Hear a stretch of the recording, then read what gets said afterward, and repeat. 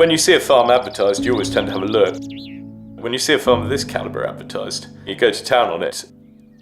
We came here on a viewing day and it's stunning. We've got a 15-year tenancy here, so there's every expectation of being able to think long term. It's multi-dimensional, it's got more than just the farming going on here. The farm is situated on the southwest coast path. An awful lot of walkers come past. They all feel very much that they've got a interest in the farm. It's their farm. They like looking over the gates and seeing what's happening. We've got the easternmost breeding site of soil buntings in the UK, and correspondingly a fairly comprehensive high-tier stewardship scheme to protect them. You couldn't actually put together a budget that would show you could have a profitable farming system and meet all the organic objectives and look after all the wildlife, but you can. I'm sure you can. And I think, these things can work together.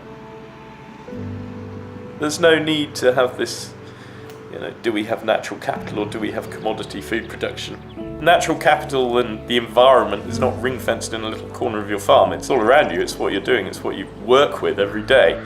On a farm like this, and let's be clear, this is a fairly special farm. On a farm like this, there are very few contradictions.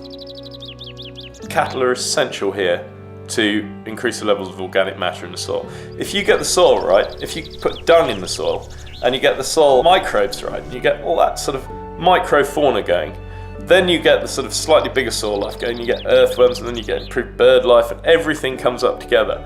Even growing a decent crop of barley has got to be better for the soil buntings foraging in the barley than growing a poor crop. So all of that comes up from sort of long-term custodianship, looking after the soil. And my next target is to really work on the organic matter levels, which will take a long time. We were looking for a landlord that thinks long-term, and Clinton Devon Estates very much thinks in the long term. For everyone, for the estate, for the tenants, for the natural capital and the wildlife and everything else. Nothing happens overnight. You've got to farm like you're going to live forever, as they say, and live like you're going to die tomorrow. We do feel very lucky, very privileged to be here, but we realise that we have to work for it.